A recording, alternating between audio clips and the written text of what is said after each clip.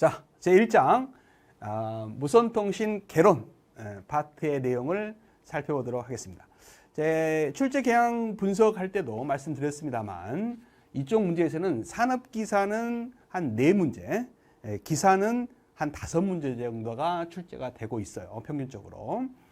자, 그런데요. 출제 경향에서도 말씀드렸지만 디지털 전자회로 파트에서도 한 3문제 정도가 1장 내용에서 나오고 있습니다. 그 다음에 기사를 준비하시는 분들은 시스템 운용이라는 과목도 있죠. 거기서도 한두 문제가 더 추가적으로 나오고 있어요. 그래서 굉장히 중요한 파트다. 이렇게 미리 말씀드리고 시작하도록 하겠습니다. 자, 출제 경향 분석입니다. 먼저 변조의 목적, 그 다음에 변조의 종류, 그 다음에 그 변조의 종류 중에서 무선 기기나 산업기사는 무선통신 시스템 이름으로 바뀌었죠. 과목에서는 이 진폭 변조 파트에서 시험 문제가 많이 나와요. 그래서 이 진폭 변조를 따로 분류를 해서 자세하게 공부를 하셔야 됩니다. 그 다음에 이제 각도 변조라고 하는 FM과 PM을 이루는 말이죠. 변조를 간단히 공부하시고, 펄스 변조도 출제 경향이 좀 작아요. 간단히 공부하시면 될 것 같고요. 그다음에 PCM은 자주 나오죠. 정보통신 쪽에서 많이 나옵니다만 무선 쪽에서도 이제 못지않게 출제가 많이 되고 있습니다. 그다음에 기저대역 전송 파트가 있고요. 그다음에 디지털 연속 변조, 여기도 출제 경향이 많죠. 그다음에 전송 속도와 잡음, 이런 파트에도 출제 경향이 꾸준히 있어요. 살펴보도록 하겠습니다. 자, 첫 번째 출제 경향이 있는 변조의 목적에 대해서 알아보도록 하죠. 자, 일단 변조라는 것은요, 내가 보내려고 하는 신호가 있어요. 그걸 원신호라고 합니다. 자, 대표적인 게 음성 같은 거죠. 음성.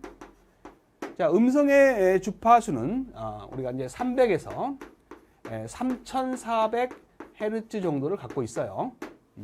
음성의 주파수대죠. 이런 신호들을 우리가 이제 반송파라는 거죠. 반송파. 영어로는 캐리어라고 하는데 이 반송파에 실어 보내는 거예요. 이 반송파는 주파수가 굉장히 높아요. 그래서 만약에 음성만으로 통신이 가능하냐 이렇게 본다면 음성만으로는 통신이 불가능합니다. 여러 가지 이유 때문에 그렇죠. 이런 것들을 자세하게 공부하시려면 우리가 통신 이론, 공무원 쪽에 강의가 자세히 돼 있어요. 그 이론을 자세히 들어보시기 바랍니다. 하여튼 음성만으로는 통신이 안 됩니다. 첫 번째, 음성의 속도가 너무 느려요. 우리가 이제 음성의 속도는 340m/s죠. 1초면 1초면 340m를 가는 게 음성의 속도입니다. 빠른 것처럼 느낄지 모르지만 통신에는 굉장히 느린 속도예요. 그래서 굉장히 빠른 속도인 전자파를 이용하는 거죠. 전파. 무선에는 전자파, 유선에서는 전기적인 신호를 이용해서 보내는 겁니다. 그런 무선에서 쓰는 전자파의 속도는 가장 이상적일 때, 잡음이 없을 때는 빛의 속도와 같습니다. 빛의 속도는 3 곱하기 10의 8승/ms죠. 이건 외우셔야 돼요. 빛의 속도. 그래서 1초면 3억 멕타를 가버리는 게 빛의 속도입니다. 그만큼 빠르기 때문에 이런 빠른 수단에다가 음성을 실어 보내야지만 통신이 됩니다. 그뿐만 아니라 여러 가지 이유 때문에 변조를 하는 거죠. 그래서 이 원신호를 반송파에 실어 보내는 과정을 우리가 뭐라고 한다? 변조라고 하는 겁니다. 그래서 변조란 일단 정의적으로 정보 신호를 전송로상에 보내기에 알맞는 어떤 신호 형태로 변화하는 과정이다. 이건 이제 유선에서 정의한 정의입니다. 무선에서는 전자파를 이용하기 때문에 신호파를 반송파에 실어 보내는데 어디다 실어 보내냐면 반송파의 진폭입니다. 우리가 진폭을 앰플리튜드라는 단어를 써요. 그래서 변조를 모듈레이션이라고 하죠. 변조를. 그래서 이런 방식을 우리가 대표적으로 AM이다. 이렇게 말을 하죠. 그다음에 반송파의 주파수. 주파수를 영어로 프리퀀시라고 하죠. 그래서 프리퀀시 모듈레이션에서 FM이라고 합니다. 그 다음에 위상입니다. 위상. 위상에다 실어보내는 경우도 있죠. 위상을 페이지라는 단어를 쓰죠. 그래서 PM이다. 페이지 모듈레이션이다. 이렇게 해서 변조의 종류가 나오는 겁니다. 그래서 신호파를 이런 반송파의 진폭이라든지 주파수라든지 위상에 실어 보내는 과정을 뭐라 한다? 변조다 이렇게 합니다. 그래서 변조의 정의 꼭 알아두시기 바라고요. 자, 간단한 그림으로 소개를 하고 있어요. 이거는 이제 아날로그 변조 방식을 그려놓은 거고요. 요거는 디지털 변조 방식을 그려놓은 거예요. 특히 이 디지털 변조 방식이 그림으로 그려놓고 어떤 방식이냐라는 것이 출제가 많이 되고 있죠. 그래서 이런 것들은 조금 이따 차례차례 공부해 나가시면 돼요. 특히 AM에서 나오는 이런 포락성 검파를 한다는 거, 이렇게 음성을 뽑아낼 때 이런 것들이 시험에 출제가 됩니다. 그래서 변조는 어떻게 하고 검파는 또 포락성 검파는 어떻게 하는지 AM에 대해서 따로 자세히 공부할 거예요. 그래서 이런 그림의 변조 모양이 나온다라는 거고요. 뭐 이런 것들은 그렇게 중요한 건 아닌 것 같고, 여기입니다. 0과 1을 디지털 신호라고 하죠. 0과 1을 보낼 때 ASK 진폭 편의 변조라고 하죠. 진폭에 실어 보내는 방법이에요. 그래서 뒤에서 자세히 배우겠습니다만 0일 때는 진폭을 보내지 않고요. 그죠? 1일 때는 진폭을 보내요. 이렇게 0일 때는 보내지 않고 진폭을 보내죠. 그래서 진폭으로서 0과 1을 구분하는 방식이죠. 이런 것을 우리가 ASK 진폭 편의 변조다 이렇게 말을 합니다. 그다음에 주파수로 표현하는 방법이 있어요. 주파수가 높냐 낮냐. 주파수라는 것은 단위 시간 1초 동안에 파가 얼마만큼 진동을 하냐. 진동수죠. 그래서 진동을 많이 하면 주파수가 높은 거고 진동을 적게 하면 주파수가 낮은 거예요. 그래서 여기 1은 주파수가 높은 걸 쓴 거죠. 조밀조밀하죠. 많이 움직이는 거예요. 그다음에 0은 이렇게 듬성듬성 움직이잖아요. 움직이는 속도가 느린 거죠. 그래서 주파수로서 0과 1을 구분하는 방법을 FSK 주파수 편의 변조다 이렇게 말을 합니다. 자, 이거는 이제 위상으로 구분하는 거죠. 우리가 이제 파가 이렇게 있으면 파가 이렇게 시작되는 파가 있고 시작할 때 자, 여기서부터 이렇게 움직이는 파도 있지만 여기서부터 반대로 이렇게 움직이는 파도 있죠. 그래서 이렇게 움직이는 파를 만약에 0이다 이렇게 쓰면 이렇게 움직이는 파를 1 이렇게 해서 파의 위상으로서 0과 1을 구분할 수 있죠. 이렇게 위상을 이용해서 변조하는 기술을 PSK 위상 편의 변조다 이렇게 말합니다. 물론 이제 디지털 변조는 하나 더 있죠. QAM이라고 해서 진폭과 위상을 구분하는 방식도 있습니다. 그걸 뒤에서 자세히 배우겠다라는 거예요. 일단 이렇게 구분되는 것이 이제 변조다라는 거죠. 그래서 이런 변조를 하는 목적이 뭐냐? 이 목적망 정리를 여기서는 해 주시기 바랍니다. 자, 일단 파를 멀리 보내려면 변조를 해야 돼요. 그래서 원거리 전송을 위해서는 꼭 변조를 해야 된다. 그래서 변조를 하는 목적은 근거리 통신이 아니라는 거죠. 원거리 통신이에요. 멀리 보내려고 변조를 하는 거지 가깝게, 예를 들어서 내 옆에 바로 친구가 있어요. 굳이 뭐 핸드폰으로 대화할 필요 없죠. 뭐 하면 돼요? 그냥 목소리로 바로 전달하면 되죠. 그래서 근거리 통신 목적이 아니라 원거리 통신 목적이다라는 거 꼭 알아두시고요. 그 다음에 이제 변조를 하게 되면 이거 꼭 알아두세요. 변조를 하게 되면 낮은 주파수의 음성이 높은 주파수의 반성파에 실어 보내게 되면 이걸 우리가 이제 변조된 파를 피변조파라고 그래요. 변조를 당했다는 표현이에요. 변조를 당했다라는 표현입니다. 그래서 피변조파, 변조를 당한 파, 이 말이죠. 변조가 된 파를 말합니다. 그래서 변조가 된 파는 주파수가 높아집니다. 그래서 변조를 하게 되면 주파수가 높은 쪽으로 이동한다. 이런 문장을 꼭 알아야 돼요. 변조를 하게 되면 주파수가 높아져요, 낮아져요? 높아진다는 거 꼭 아셔야 됩니다. 그럼 주파수가 높아지면 주파수가 높을수록 주파수의 대역폭이 넓어져요. 대역폭이 넓어집니다. 그래서 그 대역폭을 이용해서 그 대역폭을 잘게 잘라가지고 여러 개의 신호를 한꺼번에 보내는 다중화 기술이 발달하게 되죠. 그래서 우리가 변조를 하게 되면 다중화에 유리합니다. 그래서 다중통신이라고 하죠.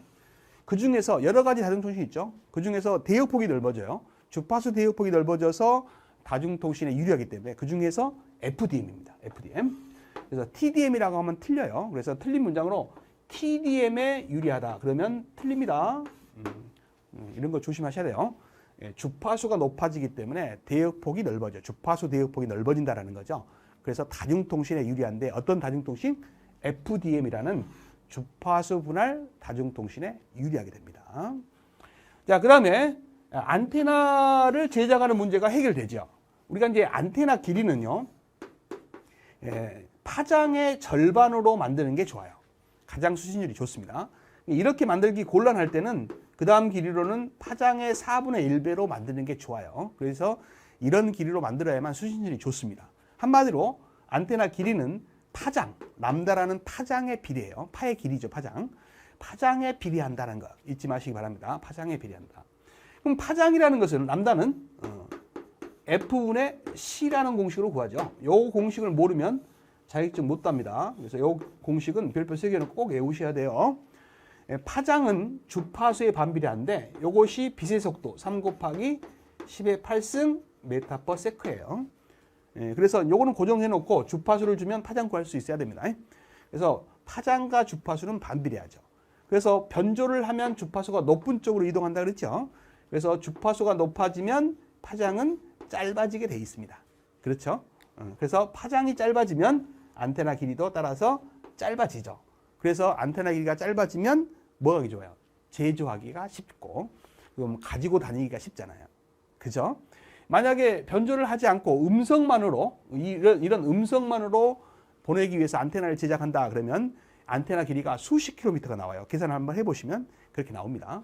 여기다 넣으셔가지고 파장을 계산한 다음에 여기다가 2로 나누면 필요한 안테나 길이가 나오잖아요. 그러면 수십 킬로미터가 나와버려요.